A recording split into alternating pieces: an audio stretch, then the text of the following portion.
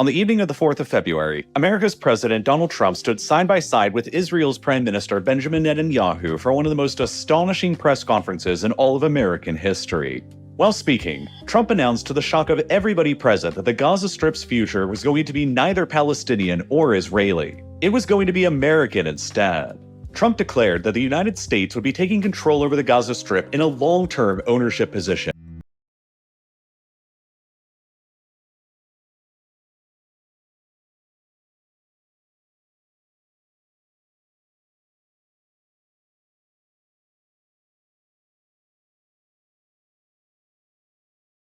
Greetings one and all, Super Tuesdays, here in the Holy Land, the holy city of Elon Moreh Shechem, my holy yeshiva. We are on the third day of the festive month of Adar, 5785. As always, we thank God for this opportunity. All our classes are hopefully for the sake of heaven, to remove the divine presence from the exile, to improve ourselves one small step. One small step today is one humongous step of yesteryear. And as always, gratitude and a shout out and a thank you to our great channel, Mike and his great volunteers and all the super duper work that they do for the people of Israel. It's all volunteer. And also to the great blog, Palm Tree of Deborah, one word, palmtreeofdeborah.com, who puts our classes up when they come. And if you don't have time, make time. Read it. Very, very important. Right on the mark. Okay, we're talking about the prophetic Gaza, Trump's Gaza plan. Last week, we spoke about the amazing connection between Trump's announcement of the plan that America will own. America will own the businessman, Donald Trump. America will own Gaza, and Israel will hand it over to them on the backs of the bloody 1,800 plus Jews that have been murdered since 16 months ago. All our thousands of civilians and soldiers that have been injured, maimed for life, etc.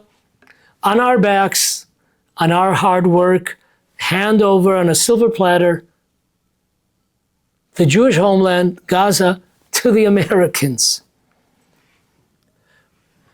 Spoke about there no coincidence, the connection between last week, between the portion of the week then, which spoke about the encounter that the Jewish people had with the Philistines.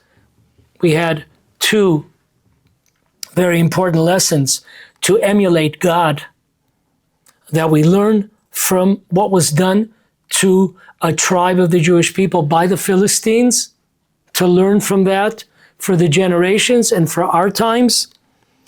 And we spoke about the number one defeat plan for Muslims, how to defeat Muslims. Number one hit is by taking their property, taking their land, and calling it your home, annexing it, making it your land, your country. Unfortunately, Jewish blood has been, I won't say spilled in vain, but there's definitely a large portion of that blood that was spilled in vain. And the leadership, the present, or the temporary, we'll call them, hopefully we'll get rid of them as soon as possible. The temporary leadership of Israel has no intention, no desire, no vision, no ideology to reclaim our homeland, the city of Gaza. We spoke about how times have changed, that at one time Jews knew that Gaza was part of Israel. Jews have lived in Gaza for 3,000 years. We know that in 1956, flyers were given to all the soldiers that Gaza has been torn away from us, but we've come to return. We remember the cries of the Maccabees. We have not come to a foreign land. This is not a foreign land. This is our country. This is our territory. This belongs to us. This is the homeland of the Jewish people. And we spoke about how things have not changed. We continue to allow our allies to chop up, carve up our land to themselves, i.e. America, Gaza, or to our enemies, i.e. the British, in the 1900s. Okay, that was last week. Go check it out. I wanted to take a step back. We spoke about the partition plan of 1937.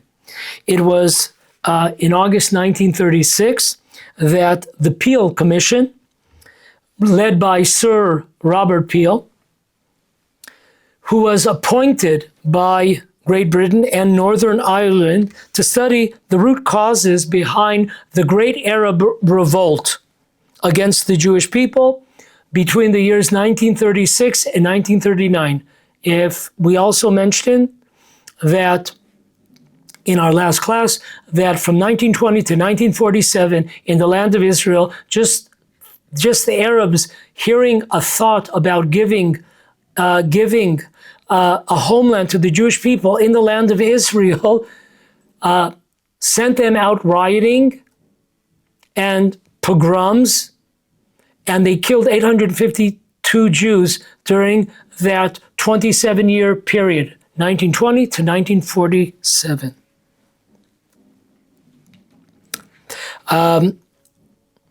The Arabs during this time demanded a halt in all Jewish immigration to the land of Israel.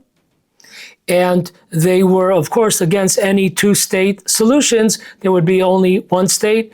How do we say today? From the river to the sea. The committee, the Peel Committee, recommended splitting the western part of Israel into two states, one Arab, one Jewish. The Jews agreed, Arabs did not. This was a particularly minuscule, miniature part that was given to the Jewish people. It's pretty much just the coastline. Overwhelming majority of the territory was given to the Arabs. Even this they did not accept. The great rabbis of that generation deliberated on the conclusions of the Peel Committee. Do they fuse with Jewish law, with Jewish philosophy, Jewish understanding, or not? We have to remember, before we get into the rabbinical opinion during the time, 1936, this was a time of history where the Jewish people were under heavy attacks in the land of Israel. Perhaps even a small Jewish homeland could save some of them from the grasps of the Arab Muslim murderers. This was a time in history where it was clear to the Jews in Israel what was going on in Europe, to the Jews in Europe who were being annihilated in a Holocaust. Perhaps this minuscule country, a Jewish state, could save some of those from being murdered by the German machine. May their names be erased. Perhaps a two-state solution would bring peace and coexistence to the Arabs and the Jews. So that's the background. We have in the land of Israel uprisings of Arabs, attacks. I gave the numbers. Outside, we have the annihilation, extermination of the Jewish people in Europe, and perhaps a chance for two-state solution, peace for Israel, peace for the Arabs. Okay, with that to consider in the background, we have one of the greatest Torah scholars of the generation was Rabbi Yaakov Moshe Charlap, Zecher Tzadik Livracha, of righteous memory. He was the top student of Rabbi Avram Yitzchak Kook. He was not only a Kabbalist, Jewish mysticism, he was also a Jewish law expert. He was the rabbi of Rechavia, a neighborhood in Jerusalem. He was born in Jerusalem in 1882. He passed away in 1951. Let's listen closely to his words. Rabbi Yaakov Moshe Charlap. It is very simple. It is forbidden to agree on the division of the land of Israel. Our sages discuss Moses' complaint to God. Why was Moses, not allowed to be buried in the land of Israel? Moses understood that he could not come in alive to the land of Israel. That's a different subject. He understood that. We won't go into it right now. But he could understand, why can't I go like Joseph and others? They would be buried in the land of Israel. So God's response was the following. Joseph acknowledged the land of Israel, and you, Moses, did not. It's pretty harsh. Everywhere Joseph went, he would announce to all, he was from the land of the Hebrews. Moses, on the other hand, when he escaped from Egypt and he made his way to territory of Midian, he saved the 7 daughters of Jethro from the hands of various shepherds who were trying to molest the daughters of Jethro. When the daughters returned to their homes, Moses was outside. The daughters replied, "An Egyptian man saved us from the hands of these shepherds, these evil shepherds." Moses kept silent and did not intervene by saying, "I'm not an Egyptian. I'm a Jew from the land of Israel, from the land of the Hebrews." Our sages conclude, since Joseph acknowledged his land, he merited to be buried in his land. Moses, who did not acknowledge his land, therefore he would not merit to be buried in the land. That is amazing. If you're still sitting, you haven't really let it sunk into your conscience. This is an amazing lesson. This is brought down, check it out, in Dvarim Rabbah, chapter 5, paragraph 2. Rabbi Charlap continues, any acceptance of this partition plan is considered to be the same sin of Moses, not acknowledging our land. If you agree to the partition plan, if you agree to concede parts of the land of Israel to the Arabs, you have fallen into the sin, the transgression of Moses. Rabbi Charlap goes one step further. He brings down that the trigger of all of the falls of Moses, the trigger of them all, that's an amazing statement. I would never be able to say that. I would be afraid to say it. But the trigger, when you have the dominoes fall, so the first one that falls is responsible for the rest. So Rabbi Charlap tells us that this transgression, Moses is not acknowledging his land, brought upon the other slips, falls, transgressions of Moses. As we say, a mitzvah brings on other mitzvah. A commandment, if you do one, it brings on more commandments to fulfill. A transgression brings about more transgressions. That's how it rolls. That is amazing. Rav Charlap goes on. There is no difference between denying a little piece of the land of Israel to denying all of our land. This partition plan is not only considered to be a non-acknowledgment of our land, this is an outright denial. According to the great vision of Rav Charlap, there are two steps. There is a passive and a active. This is not passive. This is an active. This is an active act.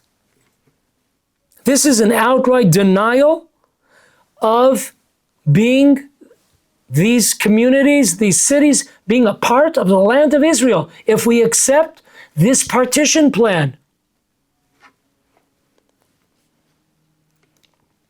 if Moses, an individual, was so harshly punished by not even being allowed to be buried in the land of Israel because he did not acknowledge the land. He prayed, we are told by our sages, he prayed 515 prayers. You know, most of us after one prayer, like we need another day to rest up. 515 prayers, amazing. To try to get in, it was so important for him to get in the land of Israel, to come into the land of Israel. How greater a transgression if done by the nation of Israel. Moses, as great as he was an individual. But now the nation of Israel is going to give its signature to this partition plan in 1937? No way. How much more so if the nation of Israel, before the eyes of an entire world, would sign such an agreement. If there will be a situation that the Jewish nation might face the possibility, such as the partition plan, to sign a document, an international document, it would be better for them to cut off their fingers than to sign such a document. Whoa! I mean, Rabbi Charlap just hit that ball out of the stadium, and as Tomer Devorah would say, that ball still traveling. It is better to cut off your fingers than to sign a document agreeing to such a partition plan, giving a foreign nation part of the land of Israel. Just as a person who would say all of the Torah is true except for one letter is considered, according to Jewish law, a scoffer, a heretic, so too, anyone who says all of the land of Israel belongs to the Jewish people except for 1 inch, he has stolen from the collective soul of Israel and will pay the price. And though, concluding Rabbi Charlap, and though this agreement may save some Jews from their dire predicament by creating a limited Jewish homeland, there is no justification for signing an agreement. Important to note that the majority of the rabbinical scholars at that time agreed with Rabbi Moshe Charlap that it is forbidden to agree to partition, to give away, to agree to give away parts of the land of Israel to a foreign entity. Amazing stuff.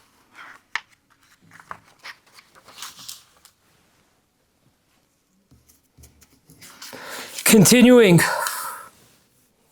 how times have not changed.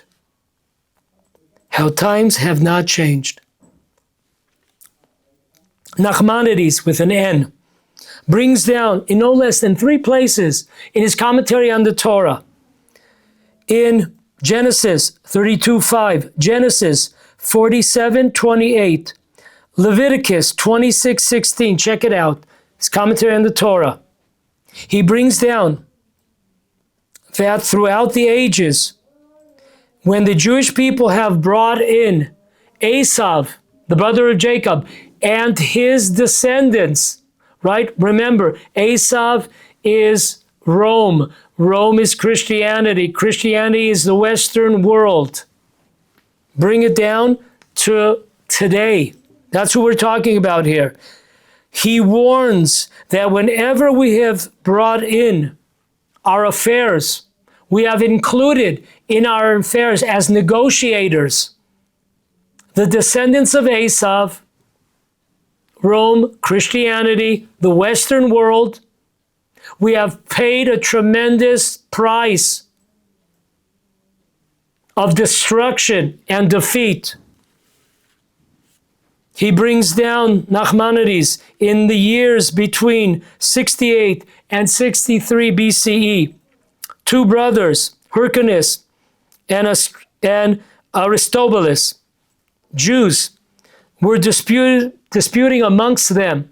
This was at the end of the Hashmonae kingdom period. A civil war broke out between the 2 sides. And believe it or not, these 2 brothers turned to Rome, to General Pompey, requesting him to please intervene and mediate between the feuding 2 sides. Can you imagine the smile on the face of General Pompey? What fools these Jews are. More than happy to accept the invo. Folks, the rest is history. The Jews eventually exiled from their own land. The Jews, the land decimated. Jews murdered, the temple destroyed. Who's responsible? We. Bringing in our allies, the descendants of Esau, the 4th empire, the 4th exile that we are now in. We continue the mistake. Back then, Rome will save us, thought the Jews. Today, the motto is Trump. Trump is our savior. America, our savior. Folks, what is wrong with us? We need like a couch to sit down and have a discussion with a shrink. What in the world is going on with us? America today has boots in the land of Israel already. They have between 8 and 12 army bases already in the land of Israel. We hear Trump talking about Canada, Greenland, Panama, Gaza. You know, if there's a dispute, here comes America to the rescue. Okay, Jews, you did the dirty work. You fought for us. You battled for us. You died. Thank you. Now turn it over to us. We will bring peace to the region. There are problems between Jews and Arabs in Judea and Samaria. No problem. America, we are here. Give us Judea and Samaria. We will bring peace to the region. There's problems in Jerusalem between Arabs and Jews. No problem. We're right here. America. What the hell is wrong with us? America today and yesterday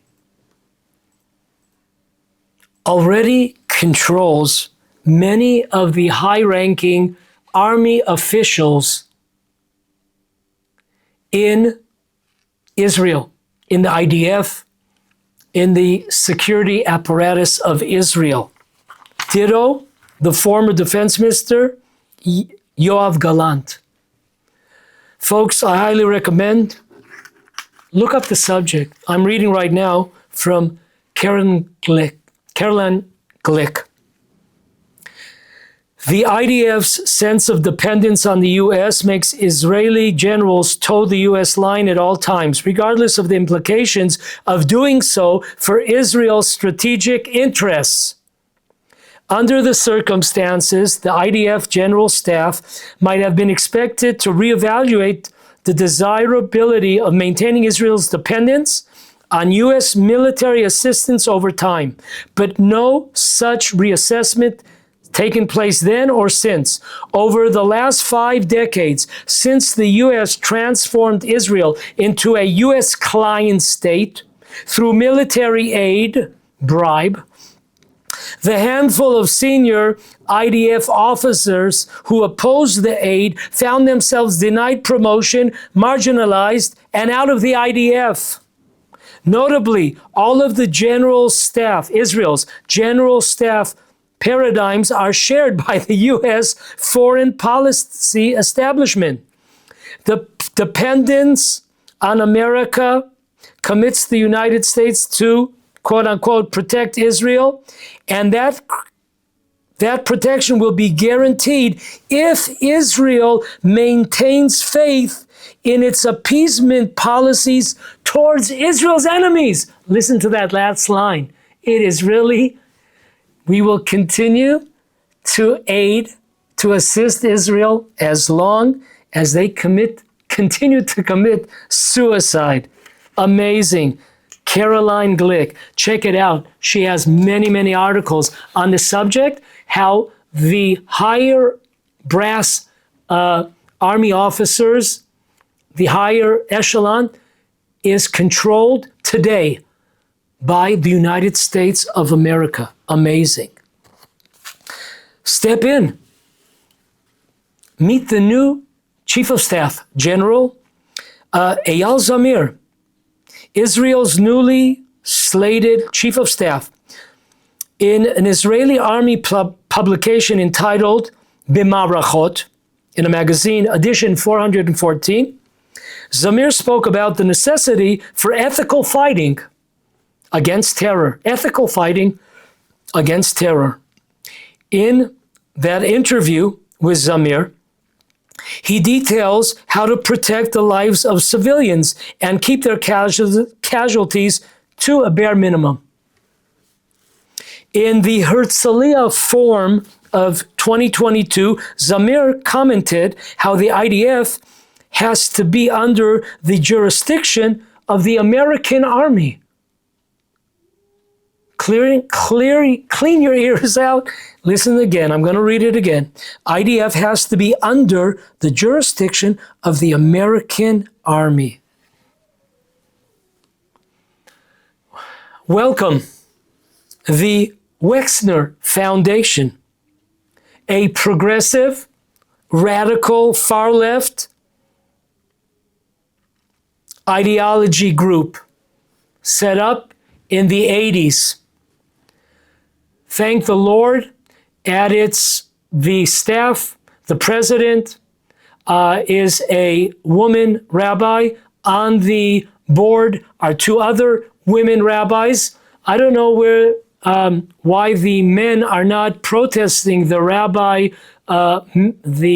male rabbis are not protesting with male lib. 3 of the board and also the president are female rabbis, so-called. Okay, so on June 12th, 2023, once again, this is like 40 years later, So the damage has been done. Police officers and some other government employees will no longer be permitted to attend programs connected to the Wexner Foundation for Jewish Leadership, tongue-in-cheek, which sends Israeli civil servants to study policy at Harvard University. Yeah, you got that one right, Harvard. We all remember those, the heads of universities, 2 or 3 of them that were on trial. If it was okay to say from the river to the sea, genocide against the Jewish people. We remember Harvard's reaction to October 7th. This is amazing. That's where they send them, folks. The move, this law back in June 2023, which applies to all police and any employees in the police ministry, was imposed after complaints over the foundation's radical left political affiliation and cooperation with distinctly left-wing organizations like Breaking the Silence. Breaking the Silence publishes testimony of Israeli soldiers about alleged human rights violations in the West Bank. Postgraduates, listen to this fine list of graduates of the Wexner Foundation. Past graduates include former IDF Chief of Staff Avi Kochavi, Ami Ayalon, a former head of the secret agency, Secret Service, Yair Golan, a left-wing politician who once served as the IDF Deputy Chief of Staff, also graduated. We could give classes about all of these figures. There are many, many more. Ehud Barak and many others. We can give classes on these losers. This is amazing. We send our children to the IDF, and the IDF is under the jurisdiction of America. America ideology, America. Amazing. The Wexner Foundation, a foreign-funded NGO, plays a critical role in shaping the policies of high-ranking officials within Israel's defense, political, and security systems. It has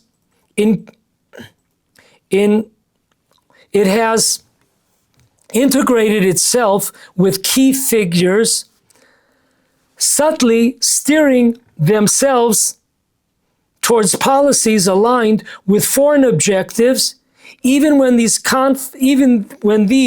conflict with Israel's national security. It's very subtle how they do this. They integrate themselves. They become key figures in the Israeli government, the leadership, in the IDF, and military policies. Even when these conflict with Israel's national security needs. But folks, the cherry on the cake, the prophetic, perhaps prophetic, Trump Gaza plan. Fasten your seatbelts, you're going to need one. In the prophet Joel, not like Billy Joel, but just Joel, Yoel, chapter 4, verses 1 and 2. I translate into English. I will gather up the nations. This is talking about the end of days. I will gather up the nations to the valley of Yehoshaphat, and then I will contend with them there. God will fight. The nations will come to do battle against the Jewish people, and God will intervene. I will contend with them there concerning my people, that they have dispersed, and they have divided up my land. Folks, those last words send goosebumps down my arms. God will come and do battle against those nations that took part of the Jewish homeland and divided it up either to others or to themselves. And they will be destroyed. Folks, if this is not a prophetic warning, a red flag, gigantic, to President Trump, to the American people, hands off our land. Hands off our land. All the land of Israel belongs to the Jewish people. Any nation, any country that is involved in partitioning, in taking our homeland, this prophecy, we see it right around the corner. We see it right around the corner with America owning, asking Israel to give over its homeland to them.